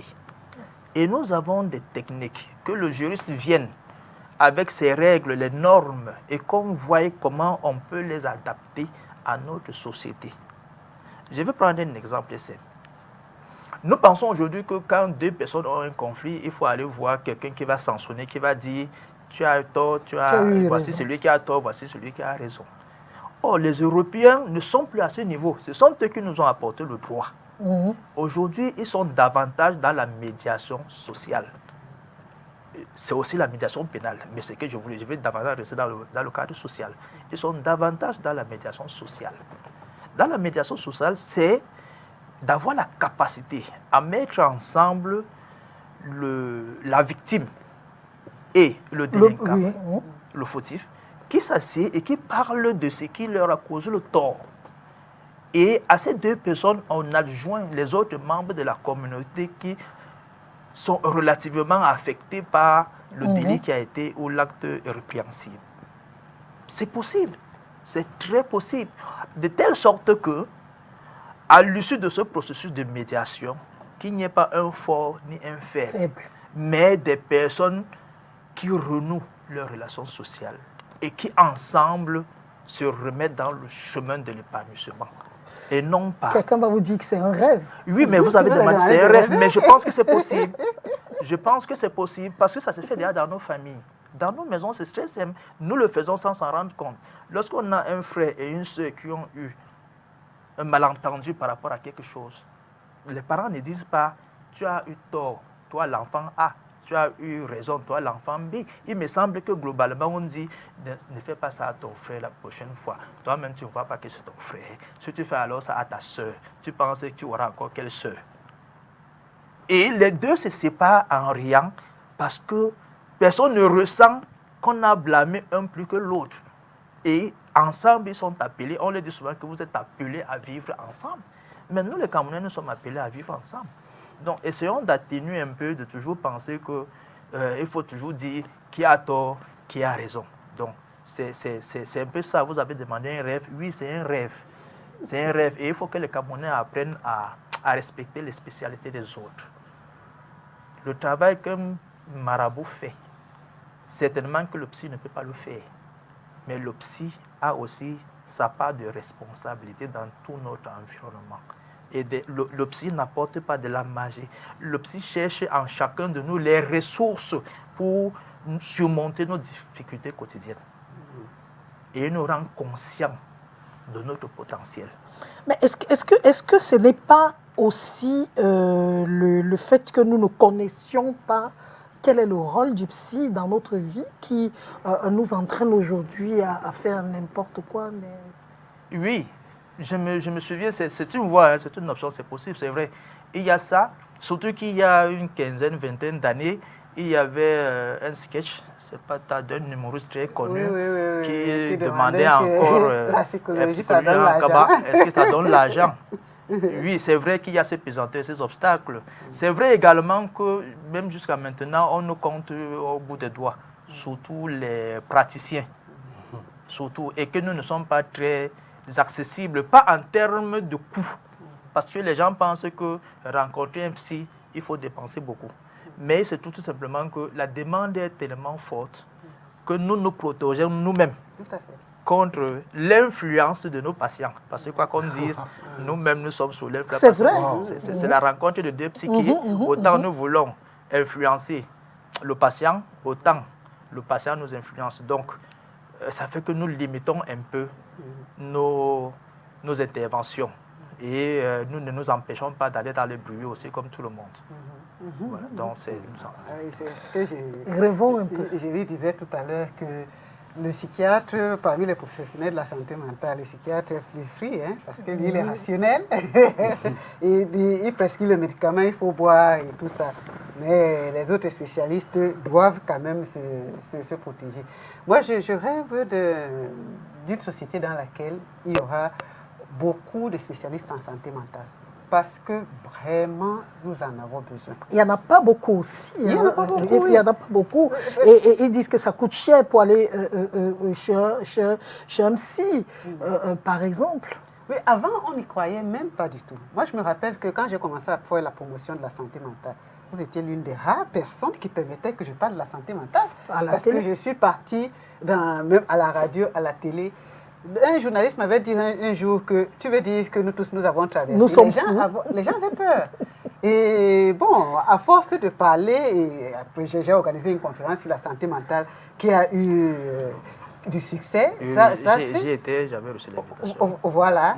Et ça fait quand même que, parce que j'avais amené des malades qui se portaient bien. Il y a une qui est décédée et celle qui est là vraiment, elle se porte très bien. Elle fait même beaucoup de choses. Une malade qui se nourrissait dans la poubelle. Et j'ai d'autres malades qui vont bien. Donc, ce que je voudrais expliquer aux téléspectateurs, j'en profite, c'est qu'on peut tous se faire soigner. On peut tous aller chez le psy. Il y a des gens qui font la maladie mentale, qu'on appelle qui est la folie. On n'aime pas trop prononcer le mot folie, mais elle peut être maîtrisée. Donc, la prise en charge des malades mentaux, ça dépend des cas, hein. Elle est pluridisciplinaire. On voit le psy, on voit le psychologue, on voit le psychosociologue ou l'accompagnateur psychosocial. Moi, je suis accompagnatrice psychosociale. J'agis dans l'environnement social des malades. Donc, il ne faut pas avoir peur d'aller vers ces spécialistes-là. Quand on va chez un spécialiste, ça ne veut pas dire qu'on est forcément fou. Donc, on peut faire beaucoup de choses dans la société. On peut aider beaucoup de gens. Comme ce monsieur, s'il a un problème de personnalité, il peut voir un psychologue. On peut l'amener à avoir une bonne conduite. Peut-être qu'il trimballe quelque chose depuis son enfance. On peut l'aider. Moi, j'ai souvent eu des cas de viol où je demande qu'on aide même le violeur. Oui. Parce que lui-même, le violeur, a un problème. Donc, les spécialistes de la santé mentale sont à votre écoute. Bon, il a dit que chacun doit faire son travail. Les églises aussi doivent faire leur travail. Il faut pas parce qu'ils ont un rôle aussi. Hein, ils ont un rôle social très important à jouer. Oui. Maintenant, les parents aussi doivent faire leur travail. Et enfin, l'État doit faire le sien. Parce que il y a des cas, des personnes qui... L'impunité aussi, ça pose un problème. Hein.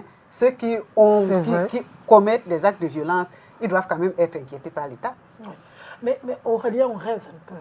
Comment faire pour que les choses reviennent à la normale, pour que les gens changent, par exemple? Déjà, la première étape pour avancer, c'est de reconnaître d'abord qu'on est malade. Beaucoup de Camerounais sont malades, mais refusent d'accepter qu'ils sont malades, refusent d'accepter qu'ils ont un problème psychologique parce que c'est pour les Blancs. C'est pas pour nous. Nous, on est solide. C'est pour les Blancs. On est solide. On n'a pas besoin d'aller raconter nos problèmes. À un être humain que je ne connais même pas. Que je ne connais même pas. En plus, la psychologie, c'est quoi? Bon, si le monsieur n'était pas là, j'allais jamais savoir qu'il y avait des psychologues au Cameroun. Nous, des hôpitaux psychiatriques, parce qu'il y a beaucoup de personnes malades dehors. On fait comme s'ils n'existent pas, mais ils sont là. Je suis convaincu que beaucoup de personnes devraient prendre conscience de leur état de conscience. Et à travers ça, on peut apprêter les futures générations afin qu'on ait une population assez équilibrée dans la tête. Mais est-ce qu'à l'école, on ne devrait pas aussi rentrer peut-être même avec les cours de morale qu'on apprenait, d'instruction civique, tout ça? On apprenait les bonnes manières. Est-ce que ça ne va pas rentrer aussi? On devrait, parce qu'il y a beaucoup de personnes dans la société camerounaise qui se conduisent comme bon, excusez-moi le terme, comme des primates, voilà, comme des gens qui n'ont pas été civilisés, ou vulgairement comme des gens que le blanc n'est pas arrivé chez eux. Il y a beaucoup de gens qui se conduisent comme ça et ils ne savent pas. Le problème, c'est qu'ils ne savent pas qu'on doit se conduire autrement. Pour eux, c'est comme ça qu'on se conduit. Je viens chez toi, est-ce que je suis obligé de toquer? Ou j'entre dans une pièce, est-ce que je suis obligé de dire bonjour? Ça sert à quoi bonjour? Ça sert à rien. Merci. Les mots Non, comme ça. ça va me donner l'argent, ça ne va pas me donner l'argent. Ce problème aussi d'intérêt, il faudrait que les gens apprennent qu'il n'y a pas que l'intérêt dans la vie. Ils ne voient plus pourquoi ils devraient aider quelqu'un pour rien. Il n'y a plus d'altruisme. Justement, parce que beaucoup de gens ont déjà oublié que ce n'est pas pour eux seulement qu'ils font. C'est aussi par rapport à Dieu. Je sais que quand je fais ça, ce n'est pas seulement pour aider cette personne. C'est pour ma relation personnelle avec Dieu. Donc beaucoup de gens ont oublié ça et ils se mettent à dire que ça sert à quoi? Est-ce que je suis obligé de faire? Ça ne permet pas de gagner l'argent. On réfléchit trop en termes de profit. Oui, j'ai remarqué ces derniers temps sur les réseaux sociaux, si vous avez regardé, il y a une série de vidéos moralisatrices qui passent ces derniers temps. Des vidéos où il y a des situations où quelqu'un a manqué de respect, quelqu'un a insulté, et puis à la fin, il y a une leçon de vie, il va perdre son emploi, et à la fin, on va dire, ne faites plus ci, ne faites plus ça. On voit que les gens sont, malgré tout, en train de rentrer un peu pour essayer d'éduquer. Les personnages de ces vidéos-là sont de quel continent? Les Blancs. Voilà. C'est là que je parlais de médiation tout à l'heure. Eux, ils ont compris qu'ils sont allés vers quelque chose qui n'est pas très bien. Et il faut et nous sommes en train de vouloir... De quitter ce qui était bien là. Nous sommes bien en train d'entrer dans le... C'est-à-dire que nous voulons faire les mêmes pas qu'eux dans le processus de civilisation. Oh, eux se sont déjà rendus compte, ils ont déjà buté. Et nous faisons comme si nous attendons aussi d'être butés pour aussi faire le mouvement inverse. Non, profitons-en. Profitons-en. Nous avons encore ça, nous, la petite fille. C'est même, ils sont venus chez nous, la médiation, ils sont venus apprendre ça chez nous. Ils sont venus apprendre ça chez nous. Et bon, parce qu'eux sont très forts. Ils ont ajouté la méthode, ils ont ajouté la technicité. Et quand ils reviennent avec nous, nous pensons que c'est une science d'ailleurs, alors que c'est la nôtre. J'aime un peu le sport. Mais il y a eu récemment les Jeux du monde islamique ou du monde francophone ou anglophone. Et quelqu'un disait, mais attends, si les Camerounais pouvaient définir les règles de pouce-pion, c'est que nous aussi, nous allons dans ces jeux, en sachant que nous avons déjà l'or dans un secteur. Oui, bien sûr. C'est vrai. On ne croit pas en ça. Nous faisons comme s'il faut toujours les suivre, nous devons toujours les suivre, et ils nous matent. Absolument. Mais avant de se séparer, je voudrais qu'on revienne, parce qu'on a la chance d'avoir un psy avec nous sur le plateau. Il y a eu la jeune Cynthia Fianga, Cynthia Tangana, qui a chauffé sur Facebook dernièrement, qui nous montrait elle faisait des danses, etc. Et puis, inbox, les gens recevaient ces vidéos de nus, de sex tape, etc. Finalement, elle a été appréhendée, arrêtée, elle est écrouée à la prison centrale. Vous pensez que dans une véritable société qui pense à ses citoyens, une petite fille comme ça devrait être écrouée? Vous pensez que ça va suffire à la redresser? La prison redresse les gens? Oui. Ça, c'est le principe. La prison est justement là pour redresser les gens. Mais connaissant notre prison ici, vous croyez vraiment? Relativement. Est-ce que le psy n'aurait pas pu... les malades mentaux, parce que quand on la voyait, n'avaient pas l'air normal. Vous ne pensez pas que... la préoccupation rejoint celle de la dame avec la belle-sœur à Yaoundé. Et je maintiens toujours que l'avoir appréhendé a été une bonne chose. Le pénal suit son cours. Maintenant, on devrait mobiliser d'autres ressources, d'autres compétences. Pour le cas de la jeune Cynthia, nous devons tous dès maintenant penser à sa réinsertion sociale, à sa sortie de prison. Parce qu'une chose est sûre, elle va sortir de prison. Ça, c'est sûr. Maintenant, elle va sortir de prison dans quel état d'esprit? quand elle va sortir de prison, la société va l'accueillir comment?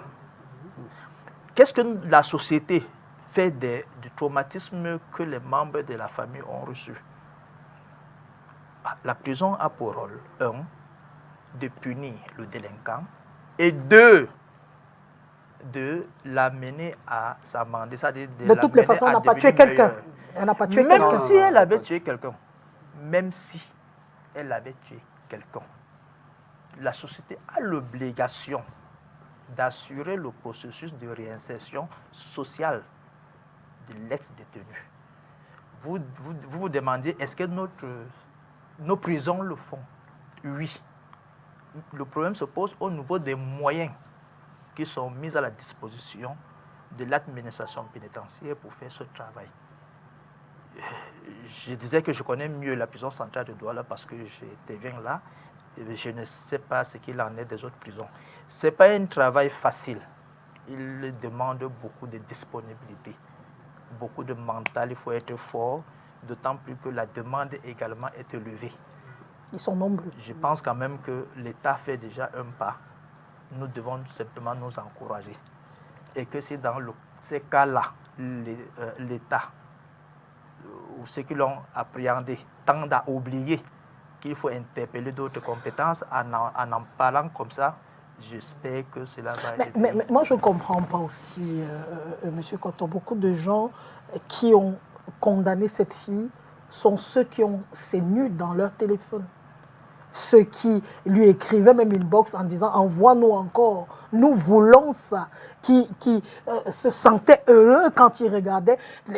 Je ne comprends pas notre société, c'est-à-dire, nous tous, nous avions reçu d'une certaine manière ces vidéos dans nos téléphones. D'autres comme moi ont effacé dès qu'ils ont reçu parce que je trouvais ça malsain. D'autres ont gardé, d'autres écrivaient même une box, d'autres l'encourageaient même dedans. Mais lorsqu'elle est arrêtée, tout le monde... Et nous sommes encore les premiers à jeter la pierre. Et comment comprendre cette attitude que nous avons? Nous sommes tous pervers. Enfin, peut-être pas tous dans la globalité, oui, mais ça exprime que la perversité a atteint un niveau tellement élevé dans notre société où les gens ne se retiennent plus. Maintenant, il y a un mécanisme qui se produit. On a un être en soi qui a une tendance, mais en même temps, on fait comme si on se conforme à la société. L'hypocrisie. Ah, vous avez le mot. Mais c'est aussi un bon signe. Ça signifie tout simplement que, lorsque, tel que disait la dame, si le contrôle social est accentué, les dérives qu'on observe aujourd'hui, il est possible de renverser la tendance. Ça veut dire que chacun de nous a quand même ce sens social. On dit que l'individu est un animal social parce que lui, il a acquis des règles, des normes de la société. Donc, si le contrôle social, en termes de mécanisme de respect des normes qui sont définies dans la société, se met véritablement en branle, je suis convaincu que les gens vont très rapidement se conformer. J'aimerais ajouter aussi quelque chose par rapport aux réseaux sociaux. J'ai remarqué en fait que les réseaux sociaux déshumanisent beaucoup. Tout à fait. Ça rend les humains, enfin, l'homme sans émotion. Bon, il n'a plus d'émotion et tout. Et on voit récemment des réseaux sociaux, les influenceurs, certaines personnes qu'on adule, qui sont censées représenter ou bien former la future génération. Mais quand on voit la façon dont ils vivent, on peut se poser la question, mais ils veulent influencer en bien ou en mal, en fait. Et c'est un peu inquiétant, parce que je me pose des questions. Je vais citer quelques noms. Il y a peut-être du côté des femmes, certaines femmes qui sont influenceuses, qui, comment dire, donnent des instructions bizarres, donnent un train de vie bizarre, montrent un train de vie bizarre aux jeunes filles. Et du côté des hommes, pareil. Ce qui fait que plus tard, des couples, le futur foyer, seront, seront beaucoup en feu, vu qu'ils ont été influencés, justement, par les influenceurs. Mais les influenceurs de quoi? les influenceurs. De leurs valeurs, de leurs normes, Voilà. de leur mode de vie. C'est ça, ils influencent. Mais il y a aussi, pour terminer, trop de coachs aussi qu'on a sur les réseaux sociaux que les gens vont suivre comme des dieux. Oui, c'est la nature a horreur de vide. La nature a horreur de vide. Nous en sommes conscients. Il nous arrive d'en parler dans nos différents laboratoires de psychologie. C'est que les gens se rendent compte, même certaines églises d'hommes d'église, pas les églises, certains hommes d'église ont bâti leur personnalité parce qu'ils se sont rendus compte que les gens sont dans le besoin. Et ils donnent l'impression qu'ils ont la capacité, la compétence de venir en aide à ces personnes. Donc c'est le même mécanisme qu'utilisent les coachs. Et effectivement, ils sont à Facebook, ils ont des pages ou des groupes de Facebook, je pense que c'est ce qu'on dit. Mais quand on les suit, on se rend compte qu'en réalité, ils n'ont pas la compétence. Parce qu'il y a un certain nombre de critères qu'ils ne respectent pas. Et puis ils ont des limites. C'est tout à fait. Ils ont beaucoup de limites. Ils ont compris que les gens aiment le sensationnel. Et tout à fait. Et ils partent dans le sensationnel. J'avais fait une émission un jour avec un monsieur, un coach, et puis il me disait, oh, les psychologues abrutissent la société. Et il disait que lui, quand il voit un fou, il lui dit que je sais pourquoi tu es fou. Donc il faut lui parler comme ça. Je lui dis non, là vous êtes passé complètement. Tout à fait. Parce que quelqu'un qui fait la maladie mentale, il a fait pourquoi? Le cerveau a un problème. Et si le fou est excité, c'est parce qu'il pourrait avoir des lésions au cerveau. C'est ça qui l'excite. Il y a deux phases dans la maladie mentale. La phase de l'excitation et la phase de dépression. Maintenant, c'est pas si lui, il est même déjà dans son monde. Donc, même si vous lui dites que tu es fou parce qu'il y a ça, il ne comprend même pas. Il sait qu'il est normal. Et la personne qui peut remédier à son problème, c'est le psychiatre. Tout à fait. Maintenant, le psychologue a un travail à faire. L'accompagnateur a un autre travail à faire. Donc, eux, ils racontent n'importe quoi. Il dit, si par exemple, il y en a qui prennent beaucoup les femmes, hein, parce que nous, les femmes, on aime un peu, nous sommes émotionnels. Les femmes, ne vous laissez pas faire, ne vous laissez pas abattre, ne vous laissez pas... Tout le monde peut avoir le même langage. Maintenant, quand il y a un problème sérieux, quand il faut rentrer dans le subconscient de quelqu'un, quand il faut apporter un traitement médical, est-ce que les coachs ont la compétence nécessaire pour le faire? Je dis non. Et j'ai l'impression que tout le monde est coach maintenant. C'est parce que chacun peut, peut décider d'être... C'est comme si c'est un peu facile maintenant. Oui, oui, oui. N'importe qui peut se lever, bon, je suis coach. Déjà qu'au Cameroun, en fait, tout le monde peut faire n'importe quoi. Tout le monde est toutologue, on va dire. Champion en tout, hein. Il y a des gens au sport, du foot, musique, culture, politique, partout, tout le monde passe partout, quoi. On ne sait pas qu'on doit être formé, on doit être recyclé. On va faire un dernier tour de table, on est à la fin. Oui, Monsieur Koto, qu'est-ce qu'on va retenir pour la fin de cette émission? Ne perdons pas espoir. Il est vrai que nous rencontrons beaucoup de difficultés au quotidien, mais nous ne devons pas perdre espoir, nous devons nous dire qu'il ne se fait pas tard, qu'il est possible encore de faire quelque chose pour nous-mêmes. Absolument. Et moi, je dirais que les parents doivent éduquer leurs enfants. Ils doivent leur apporter de l'affection. Je dirais aussi qu'on doit avoir la culture des spécialistes de la santé mentale. Ouais. Il y a un problème si le psychiatre, lui, va soigner la maladie mentale, il soigne le cerveau et tout. Il peut voir un psychologue. On a des problèmes, on traîne quelque chose dans notre enfance et ainsi de suite. Voyons les psychologues, c'est des êtres humains comme nous, c'est une spécialité et qui apporte beaucoup dans la société. Ne pensons pas que si on parle même de psychologie, on parle de la santé mentale, ça veut dire que nous-mêmes, comme avait dit certains, nous avons traversé. Non, ils nous apportent beaucoup de solutions à nos problèmes quotidiens. La preuve, ils sont débordés, mais moi je suis débordée aussi parce qu'il y a toujours un problème quelque part. Oui, Aurélien? Beaucoup de personnes, en fait, nous tous, nous sommes un peu, nous avons tous nos problèmes. Nous sommes un peu malades, on peut dire. Chacun affronte ses problèmes comme il peut. C'est justement ça, alors il faut affronter. Ce qui peut engendrer ces maladies mentales ou ces actes, comme on a vu, c'est le fait d'avoir fui et refusé son état mental. Alors que moi, je suis quelqu'un, quand j'ai des problèmes, je sais à qui en parler. J'en parle à des personnes très précises. Parce que je ne peux pas garder ça. C'est très mauvais de garder, en fait. Juste un mot pour apporter une légère différence. La maladie mentale n'est pas un trouble de la personnalité. Ah, ok. Donc, c'est une autre. C'est oui, très oui, fort. c'est que nous sommes tous comme ça, bien portants. Nous pouvons avoir un trouble de personnalité, mais ne pas faire la maladie mentale. Ah, d'accord. Donc, ne confondons pas pour Absolument. que les gens ne se disent pas que nous traitons tout le monde de fou.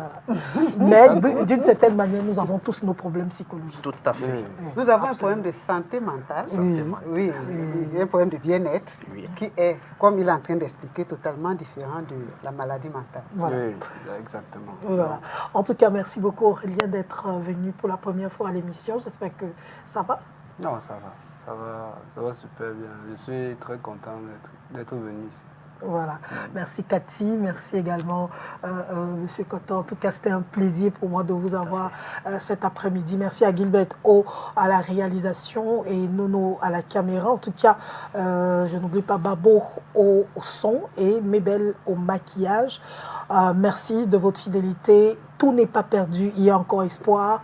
On peut redevenir cette société africaine qu'on respectait dans le monde entier. On savait que l'altruisme, la générosité, le bon cœur, tout ce qui était solidarité venait d'Afrique. Ne perdons pas cela. Ce n'est pas le fait de rejeter les religions qui feront de nous des meilleurs. Au contraire, la religion va aussi beaucoup nous aider à nous remettre en question, comme disait Cathy Etondé, c'est même le miroir de notre conscience. En attendant, je vous souhaite un très bon samedi. Prenez soin de vous, bon week-end et à la semaine prochaine s'il plaît à Dieu. Au revoir.